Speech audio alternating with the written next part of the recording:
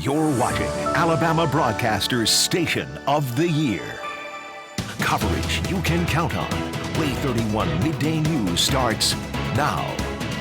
We're learning more about the suspect police say shot and killed two people at a church near Birmingham last night. How one person inside that church potentially saved lives. And two Alabama men fighting in Ukraine now believed to be captured by Russia. What U.S. security leaders are doing to bring those two home. Plus, Spacex is about to launch a rocket in Cape Canaveral, Florida. What they're putting into orbit. We'll take you live out there. Thanks so much for joining us for WAAY 31 Midday News. I'm Megan Reyna. And I'm Luke Hydash. Let's get things right over to WAAY 31 meteorologist Carson Meredith. Carson, tracking some storms? Yeah, keeping a close eye on a line of storms, guys, near Nashville right now that has had a long history this morning of producing 60-mile-per-hour wind gusts and some damage as well. Now, you see for the time being on the WAAY 31 Storm Tracker Early Warning Radar Network, here at home, we're just fine. But let's zoom in on that particular line of severe storms. This, again, just now passing I-40, just passing Nashville, Tennessee. And I will say this line in general continues to weaken. But it's not necessarily the storms themselves that we're worried about. It's the wind, the gust front just ahead of those storms. That's been causing all the damage. You see that one severe thunderstorm warning for Murfreesboro right now. The eastern suburbs of Nashville, those folks are seeing tennis ball size hail right now. Our main focus here at home, though, is going to be that 60-mile-per-hour wind potential. This is moving to the southeast at about 50 miles per hour. So you see that storm track showing those storms possibly in Fayetteville just before noon, 11:52 to be exact. Then Winchester and Franklin County, Tennessee right at noon, Hazel Green 12:10, and potentially downtown Huntsville by 12:30 this afternoon. Severe thunderstorm watch continues for our Tennessee tier. No severe thunderstorm watch in Alabama yet. That might be a different story through the rest of this afternoon. Not expecting widespread severe weather today, but those strongest storms will have very heavy rainfall, that potential for some damaging wind gusts around 60 miles per hour, as well as a lot of lightning and perhaps some small hail as well. We'll walk you through future radar and, of course, look ahead to your Father's Day weekend coming up in a few minutes. Carson, thanks. We've got some new information now about the suspect in that deadly church shooting in the Birmingham area. Police say he is a 71-year-old man who actually attended that church on occasion. And police have not identified that man, but plan to charge him with capital murder. Investigators say he killed an 84-year-old man and a 75-year-old woman during a potluck dinner at St. Episcopal Church last night.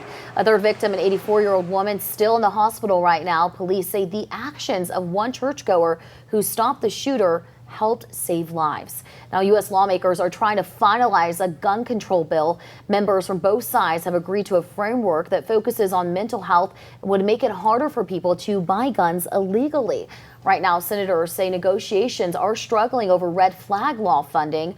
Those laws seize weapons from people deemed by a court to be a danger. Well, it is the last day to turn in absentee ballots by hand for the primary election runoff. The deadline's a little bit earlier this year since Alabama recognizes Juneteenth as a state holiday, and that is, of course, Monday, June 20th. The absentee election manager can still receive absentee ballots delivered by mail, but those have to be in by noon on Election Day, which, by the way, is this coming Tuesday. And Republican U.S. Senate candidate, that is, Mo Brooks, is headed to Huntsville today. He's hoping to lure any undecided voters out there. He'll be out by Huntsville International Airport at the Sheraton Hotel there at 3 o'clock this afternoon. Kentucky Senator Rand Paul will also be at that event. And Brooks is running against fellow Republican Katie Britt in Tuesday's runoff. The winner will face Democrat Will Boyd in the November general election.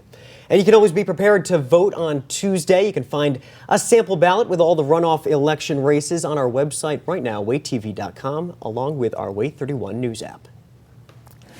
Well, it now appears 3 Americans helping Ukraine fight off Russia are missing. And 2 of them, Luke, are from Alabama. This newly released picture shows those 2 Alabamians are possibly captured by Russia.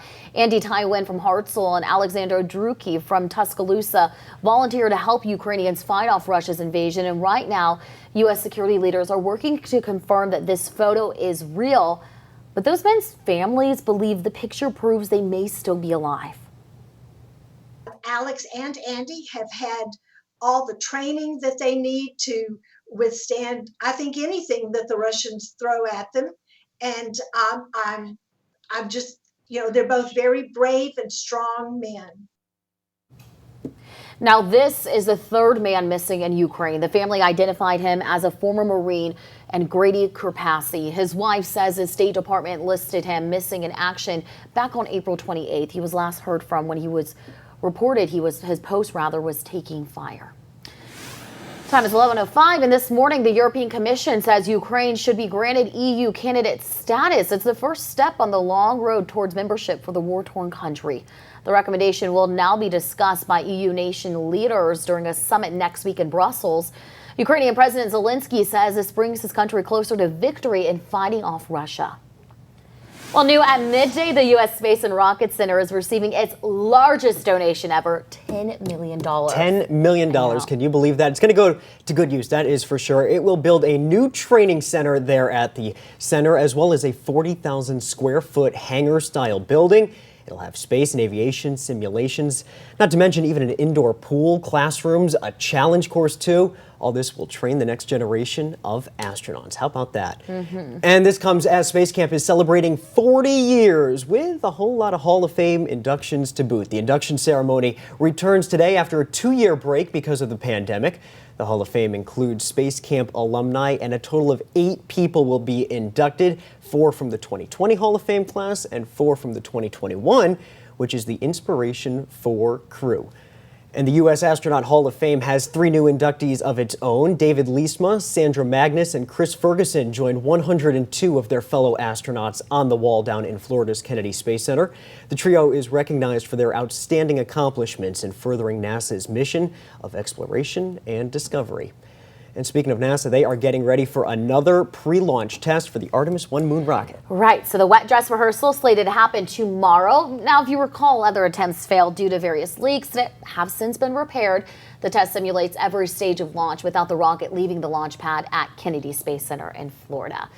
Scientists believe the Hubble telescope has detected a black hole in our own galaxy. The black hole might look similar to what you're seeing right there. This is actually an artist's impression. So it's about 5,000 light years away, they say. Scientists identified it when Hubble observed deflected starlight bent by the collapsed star's massive gravitational pull.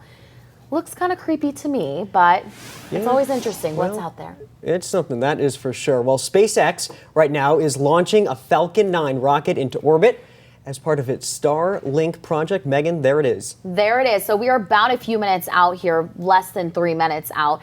You're taking a live look, though, there at the launch pad. The private spaceflight company plans to launch actually 3 separate rockets from 3 different launch pads within 3 days. If all goes to plan, 53 satellites from this one will be released into orbit around 15 minutes after it goes up into space. Now, this launch is there in Florida, NASA's Kennedy Space Center. Tomorrow, SpaceX will launch a German satellite from California's Vandenberg Space Force Base. Then it will launch a commercial communication satellite from Cape Canaveral Space Force. They are busy. Yeah, they got a lot going on there. I mean, listen to all that. Right. So we're going to, let's check in real quick with Carson. We're going to go back to this launch here in a few minutes. Yeah, we want to take that. Carson, go ahead. Yeah, guys, we're just keeping a close eye on this line of thunderstorms to our east and middle, or north, I should say, in middle Tennessee. Still watching this one severe thunderstorm. This is getting closer to Murfreesboro, Tennessee right now. That won't necessarily be a problem for us. And as you look at the line of storms, you see, well, they don't look that impressive. But it's not the storms that we're worried about throughout the rest of this afternoon. It's the gust front, or the big wall of wind that is ahead of those thunderstorms. That's where we've seen several reports of 60, 65 mile per hour gusts, and that is eventually moving into our Tennessee counties in the next 30 to 45 minutes. So just that one severe thunderstorm warning to our north for now. We still have that chance to perhaps see some of those 60 mile per hour gusts throughout the rest of the afternoon, and very heavy rainfall too. We'll have another update on our severe weather potential today and talk about a very nice Father's Day weekend forecast coming up in just a few minutes. Luke, Megan. All right, I want to take you back live out there in Florida to where we're waiting for the SpaceX launch for 3 rockets. They're trying to get 3 rockets from 3 pads in 3 days this weekend. This would be a record of 13 flights for SpaceX. You can hear them kind of counting down there. We are about 40 seconds away from this launch. Again, we want to bring you this live, so we're going to stay on this video. Now, they would actually launch around 50 satellites from this rocket here into space. They're doing this for various companies, various countries, trying to get internet access out there. Again, we are 25 seconds, 24. You can see the countdown right there. SpaceX, Elon Musk, really doing a lot here for the space industry. I'm going to let them count down here for the last 10 seconds. 10, 9, 8, 7, 6, 5, 4, 3, 2, 1, 0. Ignition. And liftoff. MOD chamber pressure is phenomenal. There, you see it right there. You there again are watching SpaceX launching a Falcon 9 rocket into orbit, part of that Starlink project.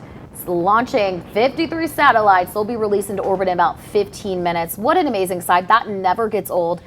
And they're really doing a lot here, trying to get 3 different launches within 3 days. One done there.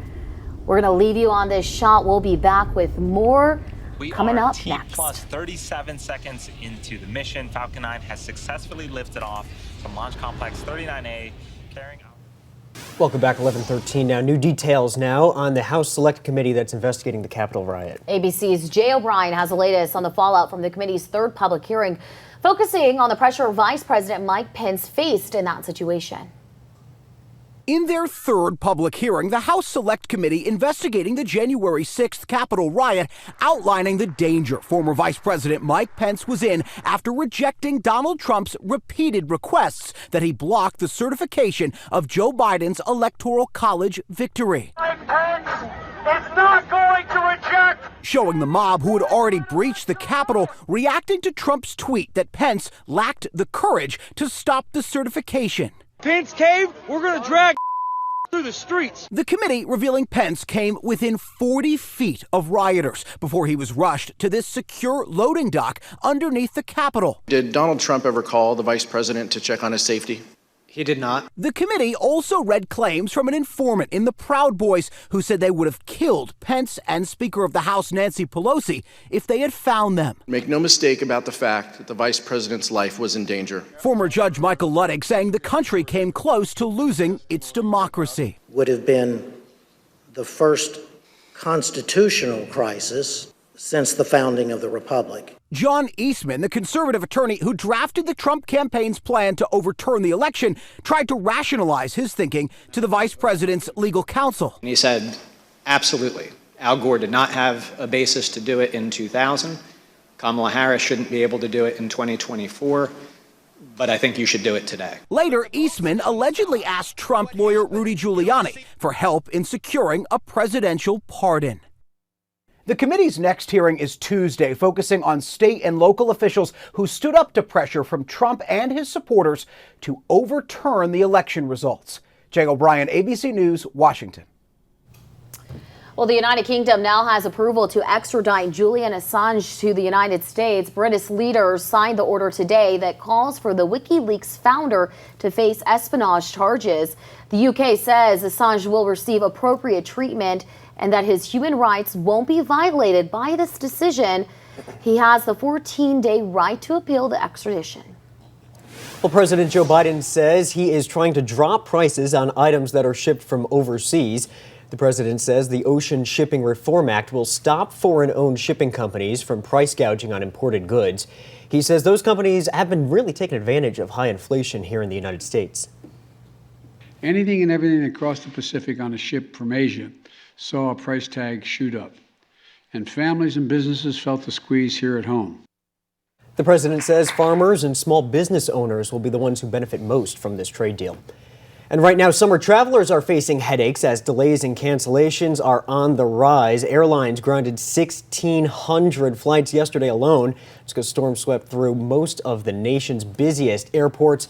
Experts say staffing shortages on airlines, especially pilots, are not helping these cancellation numbers. They don't have enough pilots. They haven't trained enough pilots. They are literally canceling flights because they don't have their act together. As some lawmakers are calling for new rules that would hold airlines accountable for widespread delays or cancellations like we're seeing. Well, new at midday, the FDA is authorizing Cobit shots for young kids. And right now, a CDC advisory panel is meeting to review data from Pfizer and Moderna's vaccine in those kids. This is between 6 months and 5 years old. The panel is set to vote on those vaccines tomorrow. Then the CDC's director can issue that recommendation. So this is the final hurdle to get those shots in those young kids' arms. White House says they can even be administered as early as Tuesday if all goes well. Well, new at midday, 13 local community groups received a big financial boost from Huntsville Hospital's community health program. Those grants were presented at the Oakwood Community Health Action Center this morning. Huntsville Hospital says the nonprofit groups all work to improve the health of people across Madison County. Very neat. Well, new technology is helping the state track birds. How researchers are able to keep up with these purple martins. They're cute. There's some new technology now on birds in North Alabama. This is neat. This is really neat. 15 purple martins.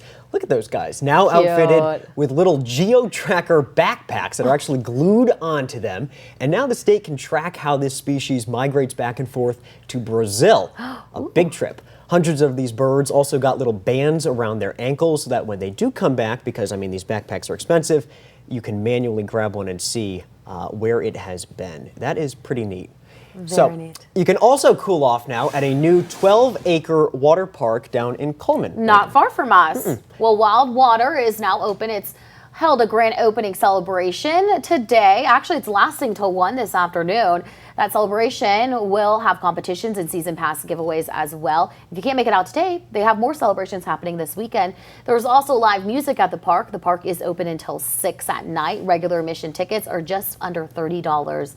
Okay, so this will give Decatur a run for its money at Point Mallard. We'll have to do like a trip, one day at Point Mallard, one at this, and see which one. A water park off. Water park off. There you go. And it's definitely the kind of weather where you're going to want to go to a water park to cool off. Maybe not right now, Carson. You are tracking some storms. Yeah, we're going to have to keep a close eye to the skies this afternoon, guys. I will say the main focus today is actually not necessarily the storms themselves. In other words, it's not the heavy rain or the lightning. It's the winds that are ahead of those storms. Let's show you what I mean. Let's give you that wide view right now, though, on the WAAY 31 Storm Tracker Early Warning Radar Network. Here at home, there's not much going on just yet. We do have one thunderstorm that's just developed right there near the first two exits on I-65 as you're heading north towards Nashville and Giles County. But this is our main focus right now, this very broken line of showers and storms. You see this one severe thunderstorm in East Nashville. That will not be a problem for us. But again, these showers and storms do not look impressive at all, I know. But as we go through the afternoon, the winds ahead of these storms will likely initiate new thunderstorms, while also at the same time causing wind gusts around 40 to 50 miles per hour. So let's track that gust front, the leading edge of those higher winds as they move into North Alabama. Moving very quickly, by the way, around 50 to 60 miles per hour. So that would put the gusty winds in downtown Fayetteville, Tennessee by 11:47, then into the metro just after noon. Hazel Green 12:03, Florence, the Quad Cities 12:07, eventually downtown Huntsville by 12:17, and then Fort Payne by 12:46. The widespread severe weather risk today is low, but we could see some of those damaging wind gusts around 60 miles per hour and, of course, very heavy rain and maybe some hail, too. Right now on the WAAY 31 Skycam network, it's downright hot. 90 is the popular number. Huntsville, Decatur, and Guntersville, 94 already out in the shoals. I have bumped up our rain chances just a little bit, now around 40% through 4 o'clock this afternoon. And then once that little line of storms in Tennessee moves through North Alabama, our rain chances start to wind down. Can't rule out a lingering shower or storm past sunset tonight, but we'll start to have much cooler, or a little bit cooler, but much less humid air moving in later on tonight. Before the storms get here, it will still be dangerously hot. That heat advisory continues for much of our coverage area until 7 o'clock tonight for those feels-like temperatures around 105 degrees. Stay cool and stay hydrated before those storms move in. Speaking of, here's future radar. This particular model is doing a really nice job timing the storm coverage this afternoon. This is 2 o'clock. You see that main line of storms moving through the metro heading towards our southern counties, so Morgan, Marshall, and DeKalb counties in particular. And then those storms are pretty much done by 4 o'clock. Again, we can't totally rule out maybe 1 or 2 storms directly along the cold front later on tonight, but that risk is much lower. Once we get this main wind line through, if you will. That main gusty wind this morning into this afternoon, our severe weather threat is done. And then the drier air settles in. That humid air stays away for quite some time. And the humidity is gone for most of next week, but those actual air temperatures will now become the problem. Look at the 7-day forecast. Starting Monday, we're back in the mid-90s. Then we go to 98 on Tuesday and 100 Wednesday. That dangerous heat will be with us, not just for the next 7 days, but maybe through the end of June, guys. Whew. All right. Well, is it even officially summer yet, Carson? Oh my goodness. All right. Well, this is something exciting to look forward to a few years from now, but the world's biggest soccer tournament taking place near Alabama. Yeah, which cities are hosting the World Cup, and some of them not a far drive from North Alabama. The Golden State Warriors are celebrating after winning the NBA Finals last night. Yeah, they beat the Celtics last night to clinch that series, Megan. It's the Golden State's 4th NBA title in the past 8 years. Sharpshooter Curry was also named NBA Finals MVP for the very first time in his career. I think I like Steph. I go back and forth, but I'm happy for him on this one. Yeah. And now from the court over to the ice. Game 2 of the Stanley Cup Finals are happening tomorrow. The Colorado Avalanche beat the Tampa Bay Lightning in Game 1. The puck drops at 7 o'clock tomorrow night, and you can watch that game right here on WAAY 31. And now going over to soccer, you won't have to go too far to see some championship play in 2026, Megan. Right. So it might sound a long time away, but this is exciting. FIFA announced Atlanta will be one of the 16 cities to host that 2026 World Cup. Others include Houston, Dallas, Miami, and Philadelphia, just to name a few. Sorry, how to give a shout out to H-Town. Now, all the quarterfinals, semifinals, and the World Cup final will be played here in the U.S. The 2026 World Cup is actually the first on U.S. soil since 1994. Megan loves Houston. I do. But I also love Huntsville, both Space City and Rocket City. That's what I say. There you go. Speaking of the Rocket City Trash Pandas look to get back on the right track tonight. Yeah, they really had a tough night last night. They lost to the Biscuits 19-4. Well, first pitch tonight at 6:35, and stick around after the game. It's Friday, which means fireworks. Fireworks. And Auburn is getting ready for their first game in the College World Series. They will play Ole Miss at 6 o'clock tomorrow night. And hey, WAAY 31's Max Cohan. He is in Omaha right now. He had a long drive up there yesterday. He will bring you live reports as the Tigers look for the championship. Yeah, I believe starting tonight we'll have Max join us live. That'll be fun. That'll be fun, yeah. All right, well, we are learning more right now about that Birmingham church shooting. The suspect, police say, shot and killed 2 people at that church in Vestavia Hills. How one person inside that church potentially even saved some lives. Coverage you can count on. You're watching WAAY 31 News with the WAAY 31 Storm Tracker Early Warning Radar Network. Thanks so much for staying with us for WAAY 31 Midday News. I'm Megan Reyna. And I'm Luke Hydash. We want to get right over to WAAY 31 Storm Checker meteorologist Carson Meredith. He is keeping an eye on some storms pretty close by to North Alabama, Carson. And they'll be moving into North Alabama, guys, over the next 30 minutes or so. Let's show you what's happening here across the WAAY 31 Storm Tracker Early Warning Radar Network. And you see the main focus right now is just off to our north in Middle Tennessee. That's where we'll go right now. I put things into motion over the last hour. Note this area just to the north of Lincoln County. You see that development right on top of Bedford County, just to the north of Fayetteville. And that development is right along a gust front. In other words, a big rush of wind. Because had gusts around 40 to 50 miles per hour at times, and now these storms are redeveloping along that gust front. In other words, we're going to have additional showers and storms develop for the next several hours, and a few of them could be strong. Let's show you that latest track. This activity is racing to the southeast around 50 to 60 miles per hour, so that'll put it near downtown Fayetteville in the next 5 to 7 minutes or so, 11:40 according to this storm track. Then Hazel Green by 11:57, New Market right at noon, and downtown Huntsville by 12:13, Scottsboro by 12:23. We are not expecting widespread severe weather today, but you do notice that severe thunderstorm watch still in effect for our Tennessee counties. That could be extended into Alabama very shortly. Of course, if that does happen, you'll be the first one to know. See that severe weather risk now in a level 2 for areas east of I-65. We'll walk you through future radar and talk about even more heat next week. Coming up in a few minutes. Carson, thanks. Well, new at midday, we've got some more information about the suspect in that deadly church shooting in the Birmingham area. Police say a 71-year-old man is responsible, and he even occasionally attended that church. And police have not identified that man, but plan to charge him with capital murder. But they have released identities of those 2 victims. They say that he killed a 84-year-old Walter Rainey and Sarah Yeager, a 75-year-old woman, during a potluck dinner at St. Stephen's Episcopal Church last night. Now, a third victim, an 84-year-old woman, still in the hospital right now. Police say the actions, though, of one churchgoer who stopped the shooter helped save lives. But we're definitely thinking about those families and that community today. And this all comes as U.S. lawmakers trying to finalize a gun control bill. Members from both sides have agreed to a framework that focuses on both mental health and how to make it harder for people to buy guns illegally. Right now, senators say negotiations are struggling over red flag law funding. Those laws seize weapons from people deemed by a court to be a danger. The man accused of killing 3 people while out on parole will finally go on trial a little bit later this year. Court documents show Jimmy Spencer's jury trial is now scheduled for October 17th. It was originally supposed to happen back in April, but was pushed back for court-required testing. Spencer's accused of killing Martha Relaford, Marie Martin, and Colton Ryan Lee in Gunnersville 4 years ago.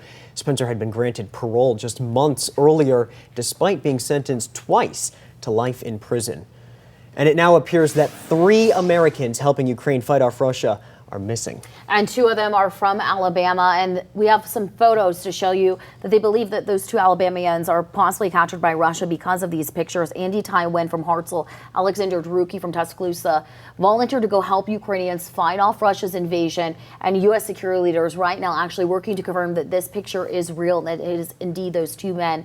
Those men's families believe the photos actually prove they may still be alive. Alex and Andy have had all the training that they need to withstand, I think, anything that the Russians throw at them. And I'm just, they're both very brave and strong men.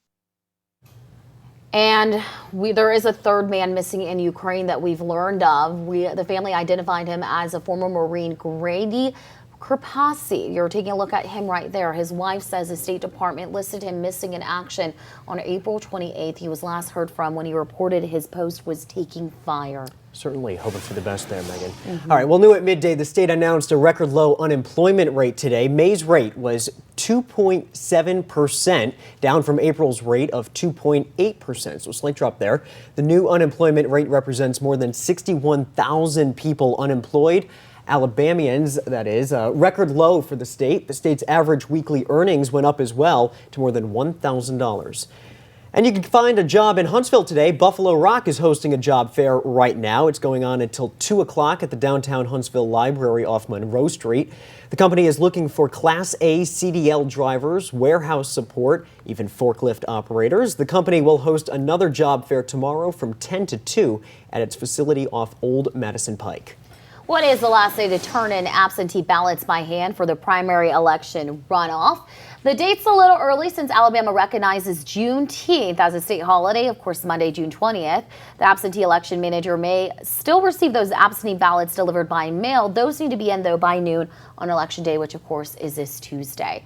And Republican U.S. Senate candidate Mo Brooks is headed to Huntsville today, hoping to lure any undecided voters. He'll be at the Sheraton Hotel at Huntsville International Airport at 3 o'clock this afternoon. Kentucky Senator Rand Paul will also be at that event. Now, Brooks is running against fellow Republican Katie Britt in Tuesday's runoff. Whichever wins will face Democrat Will Boyd in the November general election.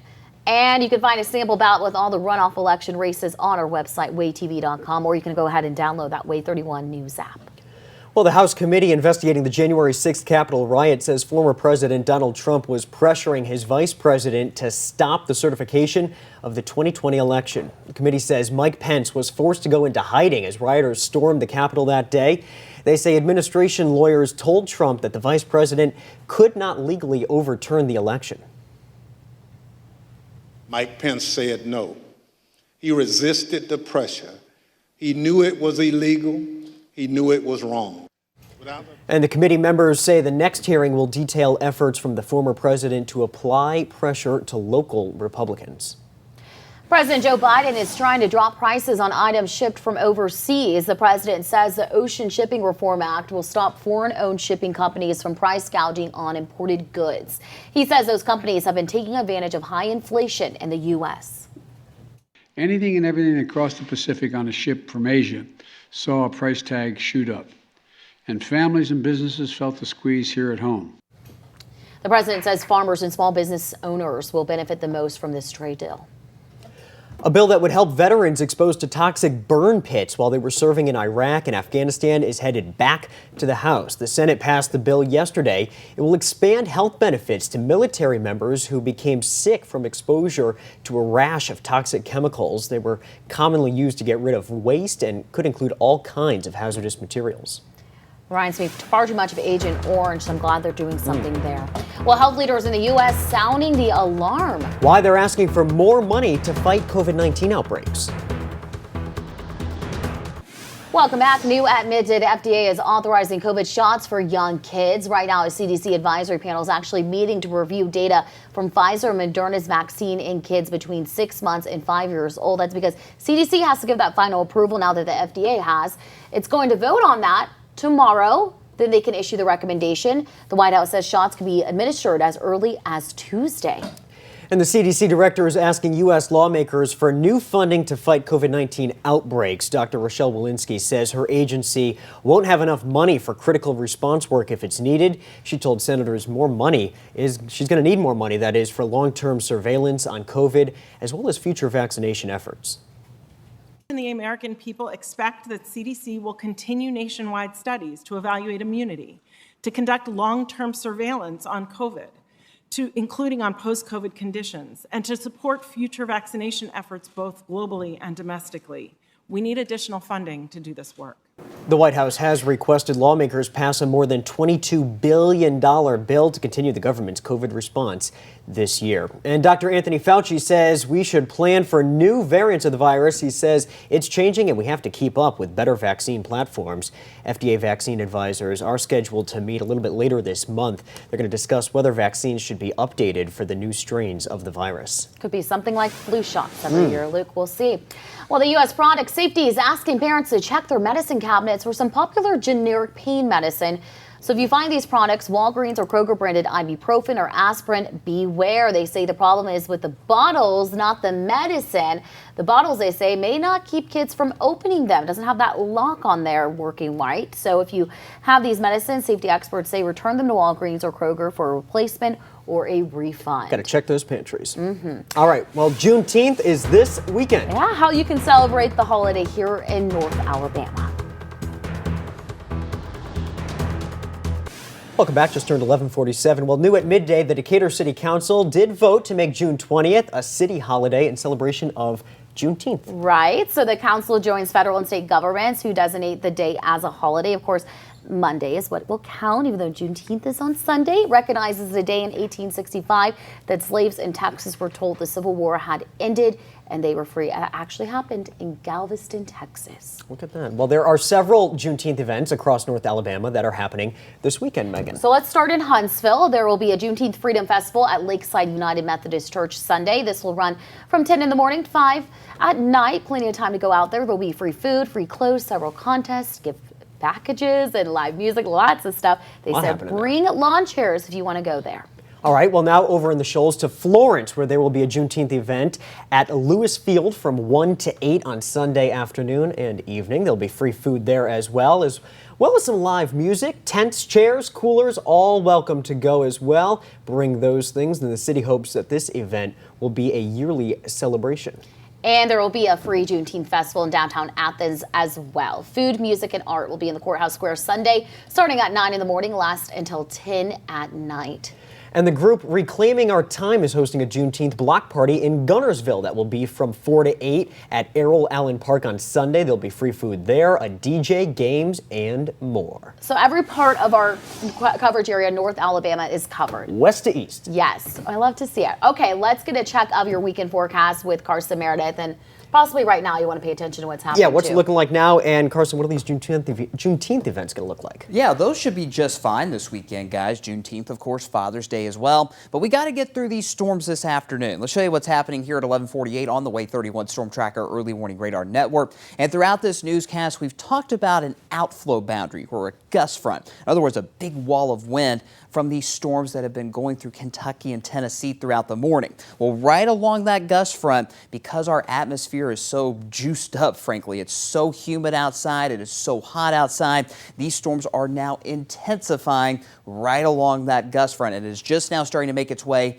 into our area, particularly our Tennessee counties. You see very heavy rain just about to move in Fayetteville. A few downpours as well here in northern Madison County, closer to Alabama A&M and Newmarket as well. But I'm going to focus on this line of storms because that's where we have the best chance to see perhaps some strong to severe wind gusts in that 40 to 60 mile per hour range. This line is moving very quickly and it won't last too long either, so that's some good news. But nonetheless, moving off to the southeast around 60 miles per hour. That'll put it in downtown Fayetteville by 11:55. So about 5 minutes from now. Then Hazel Green by 12:10 this afternoon. Downtown Huntsville by 12:24. Scottsboro by 12:39. And Guntersville by 12:53. That area in particular is where we're most concerned about damaging wind gusts. But there are a few other storms out there stretching out into Wayne and Lawrence counties in Tennessee, getting closer to Collinwood, Lawrenceburg right now. I'm not expecting much west of I-65 to be severe. The main concern will be in Lincoln County, Tennessee, and northeast Alabama too. Here's our threats taking you through about 4 or 5 o'clock today. Very heavy rainfall with any storms. That's a medium risk. And the strongest storms will have those damaging wind gusts around 50, perhaps 60 miles per hour, and a lot of lightning with these thunderstorms too. All quiet for the time being at Toyota Field, getting ready, of course, for the Trash Pandas game tonight. Temperatures around 90 degrees, and it's not out of the question to perhaps have a delayed start in that game tonight. First pitch still scheduled, of course, for 6:35, but I think the storms will be winding down as we get closer to first pitch tonight. Nonetheless, it'll still be warm, hovering in the 80s, perhaps close to 90, and still warm by the 7th inning, but you notice that humidity will start to drop, and that's thanks to our cold front that arrives later on tonight. So you see on future radar what's left of those thunderstorms in Tennessee now, going through our eastern counties in Alabama by 2 o'clock this afternoon. And then by 4 p.m., we're pretty much done with a lot of the storms. Maybe 1 or 2 redeveloping directly along the cold front later tonight, but those will not be severe and coverage will not be too terribly widespread. Looks like we just got a new severe thunderstorm warning, so I'm going to go ahead and show you that real quick. This is for Lincoln County, Tennessee. You're getting that information just as I'm getting that information. So this new warning includes Fayetteville, Boones Hill as well, and it'll go until 12:30 this afternoon for those 60 mile per hour gusts. We'll keep an eye on that as well. But as we get towards next week, look at that heat. 100 degrees for the first time in a couple of years by next Wednesday. So we'll give you another update on that Lincoln County severe thunderstorm warning, as well as what we can expect for the rest of your afternoon coming up here in just a few minutes. Luke, Megan. All right, well, get ready for this. A company in Indiana, a world record holder for most laptops toppled like dominoes. Look at that. Oh, I decided to break this record and maybe break those laptops. Welcome back, 11:55. Well, happening today, the Ardmore Truck and Tractor Pull is back. The event starts at 7 o'clock tonight up on the Tennessee side of town on Hamlet Street. It's a 2-day event, free for children under 10. Adults, though, got to pay up $15 there, and you will get to see all sorts of different kinds of tractors and trucks. I don't think I've ever been to anything like this. I'm looking it up, and it looks like what it sounds like. Oh, big event. I remember this last year. Big event, that is for sure. Well, all right. Well, a company in Indiana, now a world record holder for most laptops toppled like dominoes. Look at this video. Workers at technology recyclers set up less than 3,000 laptops, just less than 3,000, knocked them down there. There they go. And they say they did this in an effort to highlight the importance of recycling electronic and electrical waste. The workers beat the record on 750 laptops toppled that was set in Belgium last year, so they really beat that record there. And I'm guessing that they are going to recycle all of those laptops. I want to know how long it took them to get them all up there. I know, what hard work there. Well, Ferrari now says 60% of its cars will be electric by 2026. The company is aiming to launch 15 new models by then, spending more than $4 billion developing hybrid or electric vehicles. Carson. Give you a quick update on that new severe thunderstorm warning you just saw pop up a few minutes ago. This is for Lincoln County, Tennessee. You see that yellow box includes Fayetteville and Boones Hill. This severe thunderstorm warning goes until about 12:30 this afternoon for those 60 mile per hour gusts. There's a quick look at the storm track. Fayetteville downtown by 12:09, heading towards Flintville by 12:23, Hazel Green by 12:28, and Newmarket by 12:37. We'll be here all afternoon to keep you updated. All right, Carson, thanks so much. Thanks so much for joining us. 24/7 coverage you can count on, WAAYTV.com. Yeah, we'll be back here tonight at 4 with more weather coverage. You can count on that. Rob Elvington, that is. We'll be here then.